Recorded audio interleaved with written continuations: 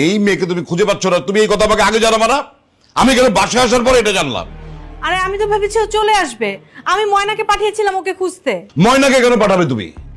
তোমাকে বলেছি না মেয়েকে সবসময় তুমি চোখে চোখে রাখবে, বাড়ির বাইরে যেন সে এক পাও দিতে না পারে তোমাকে ছাড়া। আমার কি আর কোনো কাজ নেই সারাক্ষণ বসে বসে তোমার মেয়েকে পাহারা দিব?